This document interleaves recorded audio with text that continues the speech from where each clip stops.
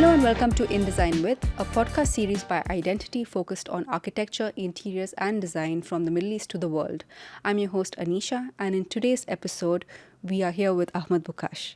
From earning his master's in architecture on a prestigious scholarship in Kyoto to shaping the future of Dubai's urban fabric through pivotal roles, Ahmed brings a unique perspective to design. As a founder of ARCHIDENTITY, he champions architecture that reflects cultural context while embracing modern expression.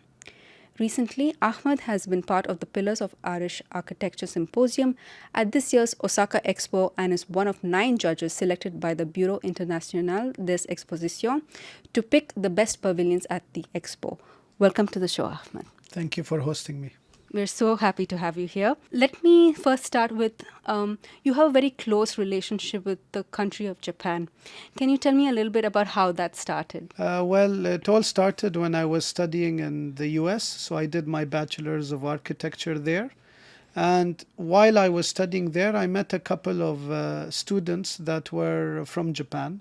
They introduced me to the modern architecture of Japan. There were very famous architects such as Tadao Ando and Kenzo Tange and Kengo Kuma. So it really hit me in the heart because we were used to more facade decorations or more expressions on the external facades. However, the Japanese architecture embodied a more spiritual level, so it looked at actually exposing the natural elements of the walls, and it really looked at the fundamentals of space planning. So that's something that really attracted me studying in Japan, and I was lucky enough to be accepted by the Monbu Kagakusho, which is a mixed scholarship program. It is a joint venture between the Japanese government as well as the Higher Ministry of Education from the UAE. Mm-hmm. And I was accepted to become a student, and I studied there for 3 years. Okay, and how has that shaped your practice? Well, as I told you that I felt that there was a strong connection and bond between our local heritage and as well as the Japanese traditional houses, which looked at the fundamentals of those designs at certain typologies, dealt with courtyards, because the specific architecture which I researched was in Kyoto. And Kyoto architecture have a unique architecture called machiya houses. The unique thing about machiya houses is that at the time that they were built, they were for merchants as well. And they had very narrow frontage on the roadsides. That's because they were taxed on the length of their front facades. So they always, obviously, people wanted to save. So they kept very narrow facades and very deep plans. So they go on for almost meters, so almost like 20 meters long. So they were faced with the issue of natural light. And the way they resolved that was to have sliding screens and internal courtyards which bring in natural light. So that only reinforced my kind of initial curiosity of finding this connection. But then my research developed even further, and I studied the works of Kenzo Tange, who was a very prominent Japanese architect and had a strong influence in the Middle East, all the way from the 60s up to the 90s as well. So that was very fundamental to my research, and that only reinforced the kind of development of modern architecture as it was exported out of Japan and adapted to the Middle East region. In an architectural context, what are some of the parallels that you have found on the other side of things, from an Emirati perspective? From an Emirati perspective, we always had that kind of kinship and that connection, even more so with our traditional architecture. So what brings to mind is when you compare the traditional architecture of Japan, there is a very strong connection to the traditional courtyard houses that we have in Al Fahidi area. So a lot of those materials, if you break it down, it deals with natural facades. At certain stages, you actually see the coral stones that are embedded in those walls. You have a very minimalist facade. You have very little decoration. Whatever decoration was introduced was in the inner courtyard to show the opulence of the families, but not so much in an extrovert fashion, but more of an introvert. So it was always looking at the fundamentals of Islamic architecture, where you respect your neighbor. You try to always have this kind of modest appearance, but at the same time taking liberties in terms of the opulence and showing that on the inner sanctum for the privacy of the household. So I thought those were very strong parallels. And the way I see Japanese architecture is when they opened up their country during the Meiji era, they were actually closed off for a significant amount of time. But after post-Meiji era, they brought in a lot of influences from the international style of architecture. So in some cities where you visit, you see a mishmash of styles clashing together. But the unique thing about them is that a significant amount of architects, they feel a strong kinship to the local heritage that they have, the local architecture. And even with modern materials such as concrete or aluminiums or steel structures, they always try to somehow embrace their past in their own way, through abstraction, through form, through function, even through proportion. So I think those were strong parallels that I had drawn up and maybe adapted to our own research and our own projects, which we do at ARCHIDENTITY. What made you decide to found ARCHIDENTITY? Basically, we felt that we founded it about 18 years ago. That was during the construction boom at the time in the UAE. We had a lot of great architecture coming in, a lot of influences from abroad, and we wanted to bring our own unique experience, bridging that kind of Eastern and Western languages and bringing my own unique identity as a local Emirati, proud of my heritage. And I just felt that there was this kind of missing link, and we founded ARCHIDENTITY to bridge that link, because ARCHIDENTITY basically, if you break it down, it's basically architectural identity. And the identity that we're looking for is basically saying that yes, we are embracing contemporary architecture, we're embracing modernity, but that is not to say that our fundamental architectural principles drawn from the past are not as relevant now as they were in the past. Can you give me an example of something that's a good reflection of this that you've completed in a project that you've completed recently? We have two prime projects which embody this kind of ethos that we've developed for the architecture firm. The first one, which we've been actually awarded the Best Residential Design by Architectural Digest magazine, was the AB House. And the AB House basically mixed those two principles together, the simplicity and the modernity of traditional architecture from Japan, but we combined it with the fundamentals of local Emirati heritage. So we have abstracted the wind tower, we utilized the courtyard houses, and we also introduced another dimension, which is flexible screens. So within the courtyard house that we have developed, we actually have an outdoor curtain system, which for the sake of privacy of the household, we have a reflecting pool in the center of that residential compound. And that residential villa itself has the ability to close and open the screens based on necessity. So let's say when the household is having a family party and people want to use the pool, we can simply press a button and those curtains can close. Even on the first floor, we have pivoting louvers. So all these principles we have learned from the flexibility of Japanese houses. Permanence is not necessarily the ultimate function of the house. I think something looking at this transience between indoor and outdoor spaces are things which are relevant for our local context, specifically in the Emirate of Dubai. In addition to that, our climate is very harsh. So to have that kind of flexibility is integral to the longevity of the residential design and design as a whole. You also, you juggle multiple roles. And how do these different roles that you play in the government sector, as well as your role at Identity, how does it work together for you?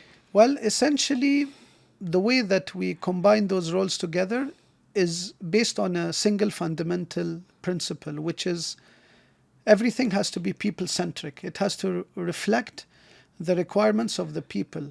So no matter what budget you have, whether it is a small budget or a large budget, Whether you're designing from small scale, medium scale, or large scale, if you put it in a context of a single residential villa, about 8,000 square feet, or a mega plot that deals with 100,000 plus square feet, or even master plans and hectares of land.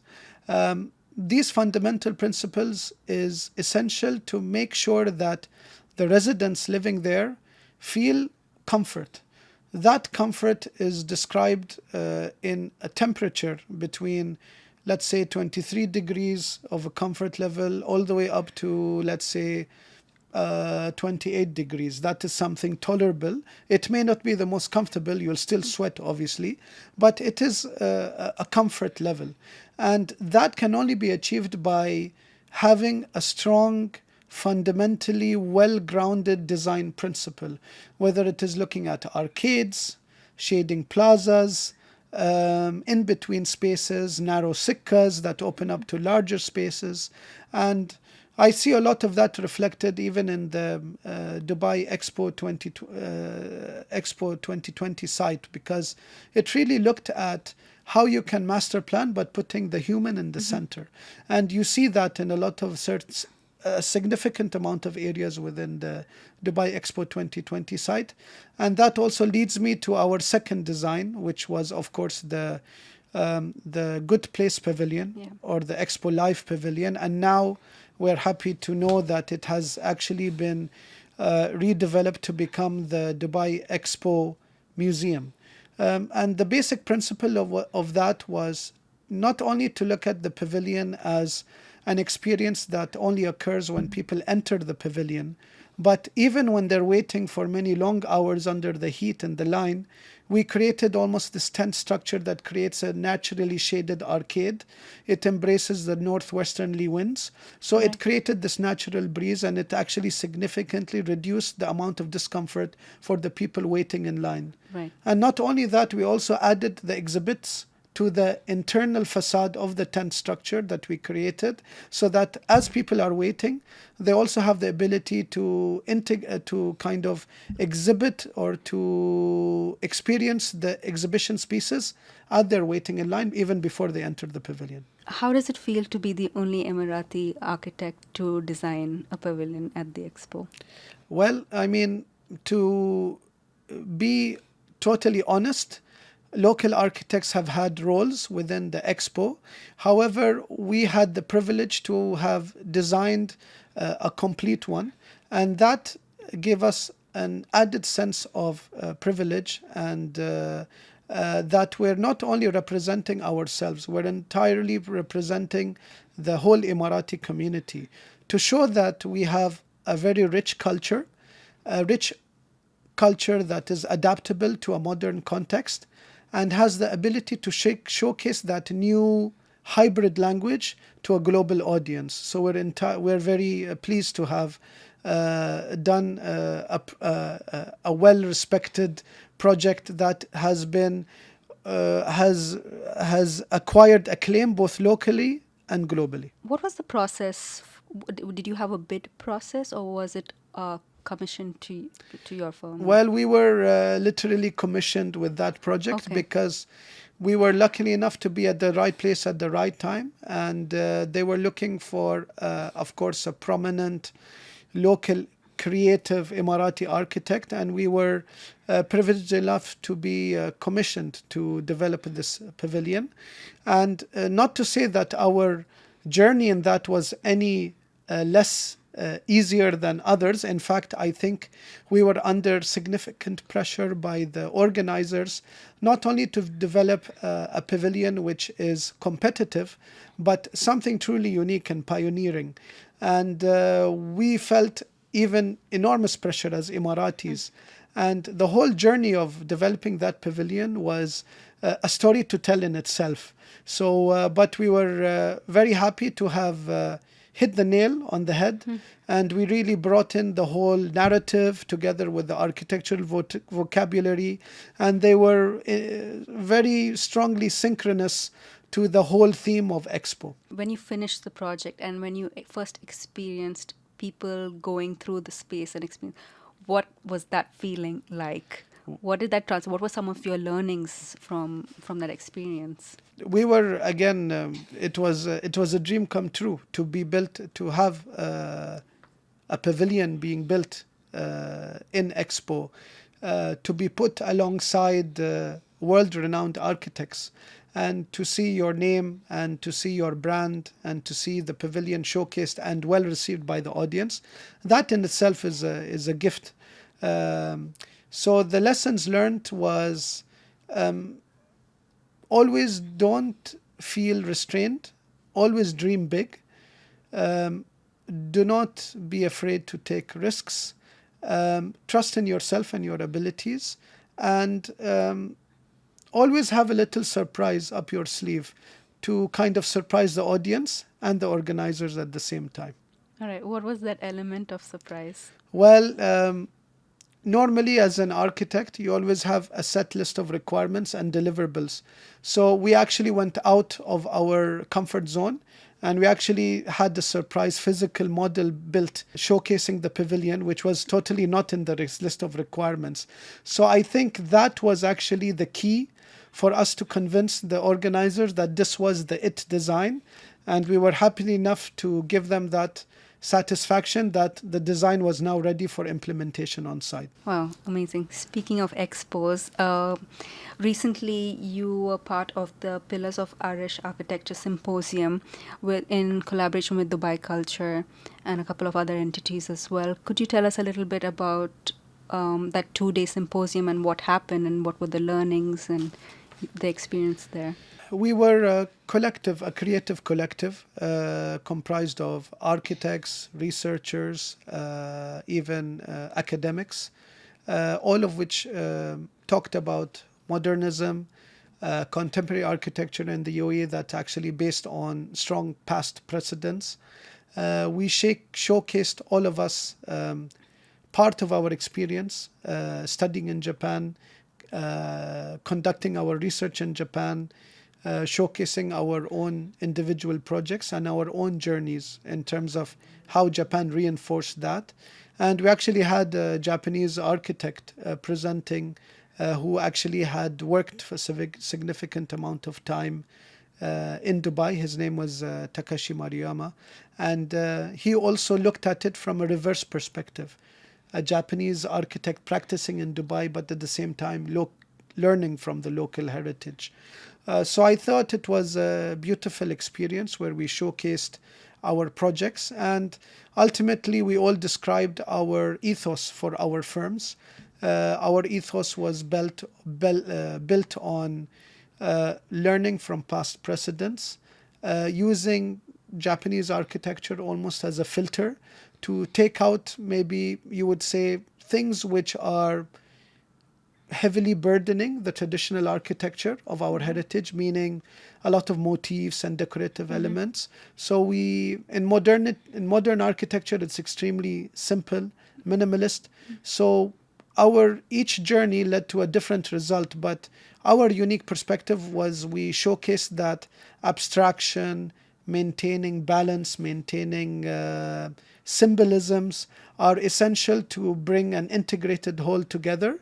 And that is showcased in most of our projects where we deal with clients regardless of scale and regardless of size. And I also want to ask you, you're just one of 9 judges being selected by the Bureau International and there's Exposition to pick one of the best pavilions of the expo. Can you tell us a little bit more about that? My journey started when I was selected as a jury member from Dubai Expo. So not only was I commissioned to develop a pavilion, but also I was part of the jury to evaluate the best pavilions in Dubai.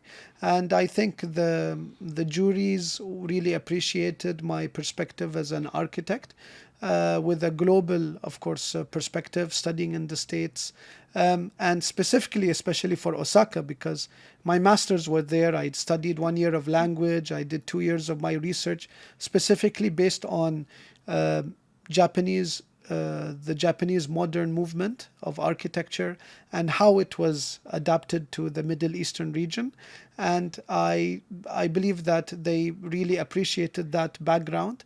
And for them, it was like they made a promise in Dubai Expo that Ahmed, you will be with us in the jury in Osaka. So that was, of course, a number of years, and I was surprised that they remembered. But I was very happy to be awarded that honor. And in this time, I'm the only Emirati representing the Middle Eastern region, visiting all the best architecture around the world on a global scale. So it's an extreme privilege and a responsibility at the same time. Well, congratulations on that. Thank you. I also wanted to know, recently, what are you currently exploring in your practice? What we are doing is we already revolutionized the field of residential design. And we are now looking for projects that are expanding our philosophy so that we can adapt it even further to medium scale projects as well as high rise buildings. Because we are here to challenge the norm. We are here to say that our rich heritage of architecture can be adapted to any typology, regardless of the context, regardless of the scale and the size. And we see potential in every field. Not only will that have a unique perspective in terms of design, it will introduce a new commercially benefiting angle for developers as well. So not only can you argue that it will be innovative in design, it will also be commercially viable for developers in the field, and also globally and regionally and climately sensitive. So, for example, you can develop a whole master plan with a passive cooling system. That can be learned both regionally and also in a global context where they're suffering from extreme heat waves. Yes. So I believe that that can be a catapult to reinforce Dubai's position as a global city, but also affect the fundamental development of other cities in the near future. Is this something that you've learned recently that you're fascinated to explore a little bit more of? Yeah, I mean, the journey of architecture is never ending. Even going to every expo, now I've had the privilege of going to two, Osaka being the second one. It's amazing how you see the countries reflecting their own heritage, but at the same time embracing technology, embracing their own passive design systems, and how they can adapt it to a global audience. And I think going to these expos where you have the best of the best architects trying to produce the best architecture that they can, you learn that there is actually a common thread that links all of them together. And that's something that I want to also bring to our projects and as well as the Middle Eastern region. Thank you, Ahmed, for sharing your expertise and journey with us. That's another episode of In Design With. I'm your host, Anisha, signing off.